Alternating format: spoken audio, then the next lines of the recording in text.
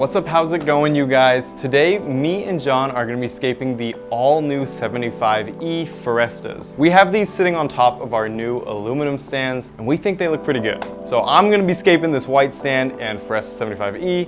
John's gonna be doing the gray with the 75E. We're super excited to do this. Today we're just gonna be doing hardscape, but stay tuned for future videos because John is gonna be planting his. So the Foresta 75E is a new addition. We also have the Foresta 90E that's coming out, which is even bigger than this.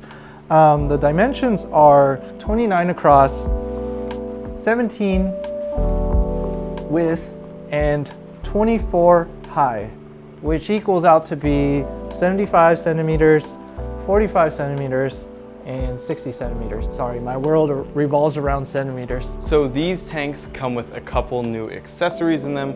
They use the same Sigma 10 return pump to push water to the center chamber, but these come with 2 atomizers as opposed to 1 in the standard Forestas, and they come with these same Foresta mats, the chamber lid, and the thread as the other Foresta lineup.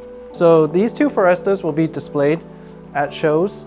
And what I usually like to do is take a smaller size tank mat, place it inside, have it secured with aquarium safe silicone, and this way the hardscape won't crack the bottom panel of the glass and we'll have a leak at a show. So I'm just gonna put some silicone. Doesn't need a lot. If you're gonna keep this tank at home, you don't need to do this. This will just add a little safety precaution for these tanks and scapes. This is pretty much permanent in this scenario. We just do this just for the safety of it all. And basically, as it dries with the hardscape on, it will be protected underneath.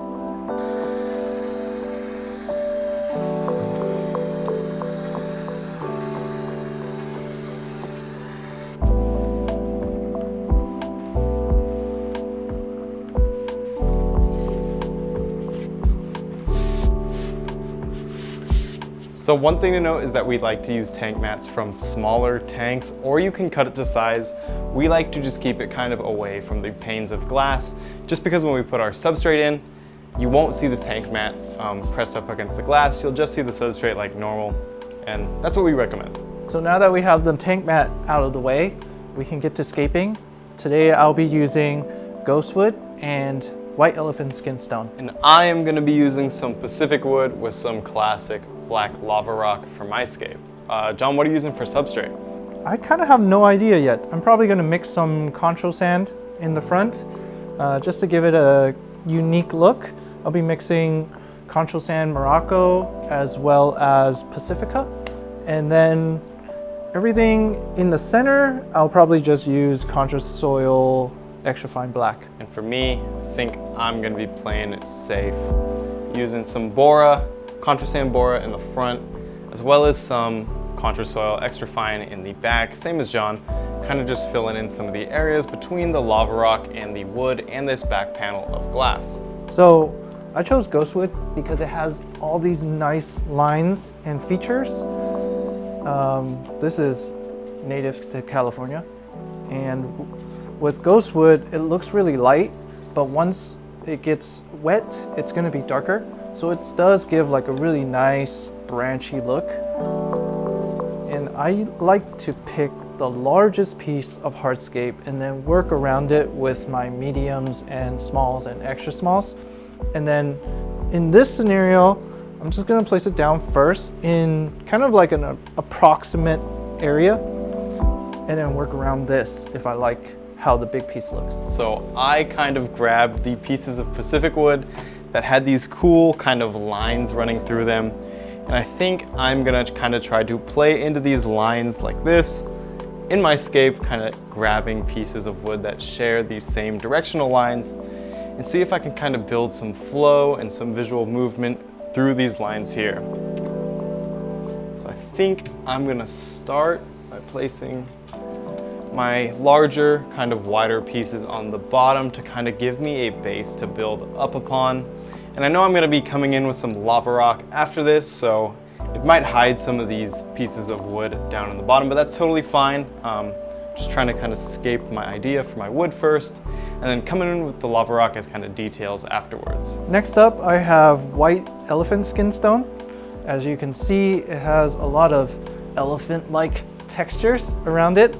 This is my first time using this rock. It's pretty nice actually in terms of all the natural textures it provides. What I like to do with big pieces of wood is to balance it and angle it with big pieces of rock. So what I can do here is, if I kind of like this general position of this wood, but I wished it was more angled, what I can do is just slide this bigger rock underneath and kind of naturally have it set itself down. And then everything else will balance itself after I put more rocks, obviously. So off camera, John was telling me he was jealous of this piece of wood here. He said he wishes he found it for his scapes, but I got to it first. And I think part of the reason he likes it is because it has this super cool kind of spiral look to the movement of it. And pieces of wood like this kind of build the scape themselves. It kind of helps you not force the natural movement that it's trying to create, you know? So when you find a piece that speaks to you like this, just get it, you won't regret it later.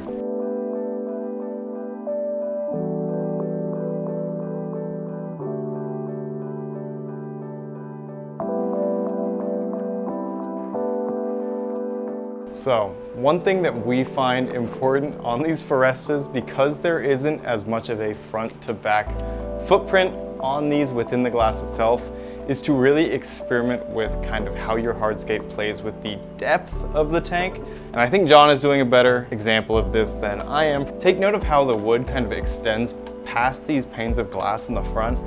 It's really important to do something like this in these Forestas just because it's easy to kind of box yourself in and do a really flat scape up against the back panel. So doing some variation in the front to back depth of your hardscape like this really gives the illusion that the tank is bigger than it is, and then once it's planted, it'll really kind of pop out at you, giving you this almost 3D effect. So the cool thing about Ghostwood is that not only is it branch-like, but it has these natural curves. And I'm just playing around with the natural curves. So you have like a curve here, a curve there, and a swooping curve back here, as well as right here. I like what I see right here, and now I'm just gonna set some stones in place. And then from there, maybe just start gluing. These stones, what I'm doing is I'm using it to block off unnatural cuts, especially like on this big piece. It kind of distracts the viewer from this very unnatural cut.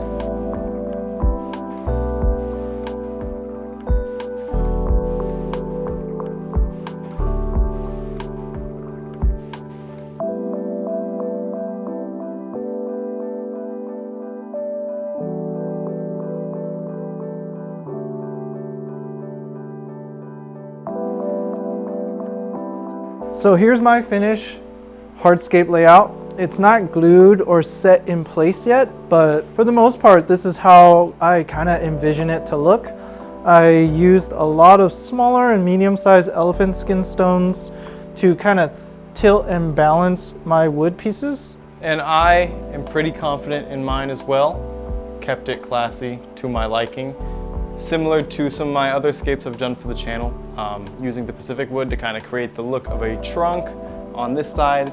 And I kind of wanted to create a little island in the corner of this tank just so I can plant some larger terrestrial plants to kind of fill up this area right here.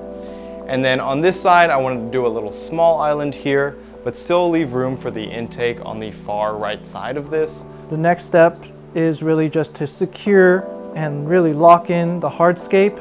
Here I have Contra Lock, which is basically hardscape adhesive. This is pretty much a fluff that you kind of like jab into intersections of hardscape. One important thing to note is that this will darken slightly once the adhesive is added to it. So once we come in with our liquid super glue, this gray color that I chose is gonna be pretty similar to this lava rock that I chose to use inside my scape. And I think same goes for John and his Ghostwood. So we're just gonna grab small pinches of this, start adding it to the areas that we want to add adhesive to. So be sure to stay tuned to our channel while We have this in research and development, and once we release it, you'll be the first ones to know.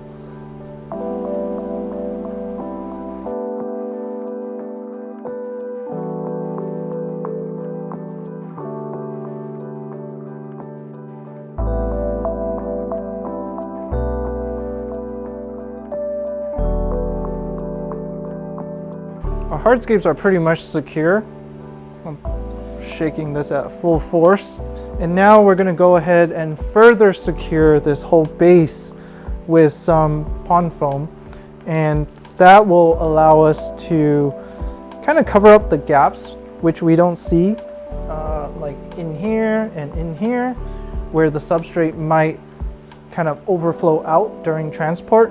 So while Parker's filling in with some foam, which is self-expanding, by the way, and he doesn't even really need to use that much. I'm gonna be going ahead and jabbing some of these filter pad blocks that I've kind of sectioned off into big gaps like right here. And just so the audience is aware, pond foam is aquarium safe. Once it cures and sets. Let it cure for like 48 hours to be safe, maybe even more than that.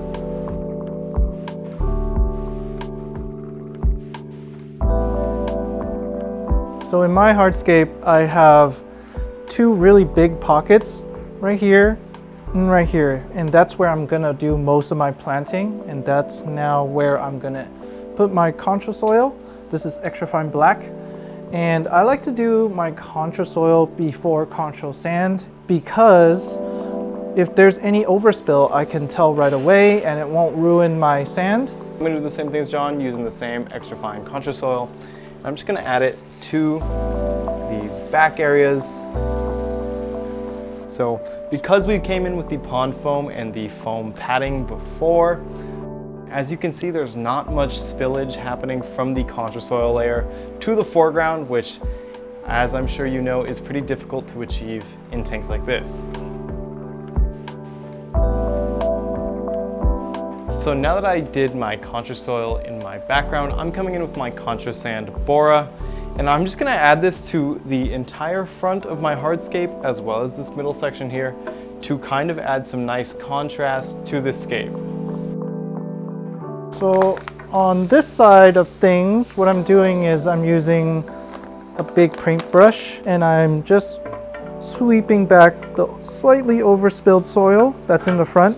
What you can do with contra sand is actually mix it. Here I have a primarily reddish brown Morocco, and I'm just gonna mix a little bit of Pacifica, which is a kind of like a darker brown. I'm not sure on the ratio yet. Just gonna mix it a little bit here and there. Some people do a 50-50 ratio with sands. I'm just playing it by the visual aspect. And you kind of want like a bigger container to mix this in, but since I'm just trying it out using a little sample of this. So I was using a paintbrush to kind of get some of the sand that I accidentally poured on the lava rock as well as the wood off of my hardscape, but now that that is off, I'm going to come in with our new tool. This is a sand flattener, as we've had before, but this is an all new model of it, featuring a new finish and color. And this is part of our larger new tool lineup. So I think John was using the tweezers earlier to kind of stuff some of the fluff, as well as the scissors. This is what we've been using to kind of open bags up throughout this video. And these are all available in both gray and black.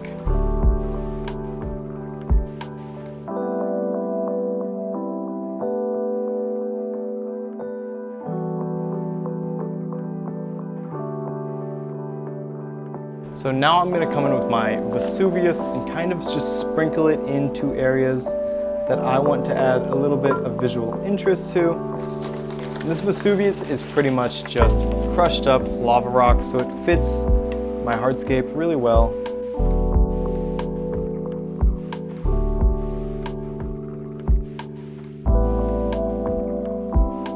And that is it for this video, you guys. John, I'm super stoked with how both of our hardscapes came out. You want to give a rundown on yours real quick?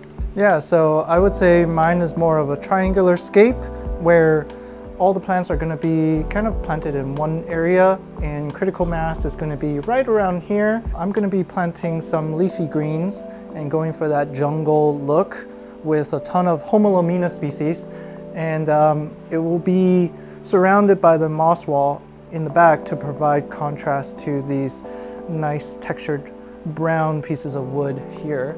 It's going to be totally the opposite of what Parker has with the darker Pacific wood. Definitely. So I think for me, I was obviously going to use the moss wall similar to John. I think that moss kind of on the back of these Forestas really contextualizes some of the hardscape that we ended up going with. And I think I wanted to opt for more dark green plants, maybe some Anubias down here, and then maybe some Bulbitis kind of coming up in the back section and on this woodwork here to kind of give this lush growth impression on this wood. I'm super stoked with how both these came out. They look great on top of these aluminum stands as well. And that's gonna be it for this video, guys. I'm super stoked with how these came out. And if you like aquascaping just as much as we do, hit us with a like, subscribe, and a comment below. Let us know how you guys would plant these. For sure, and we'll see you guys in the next one.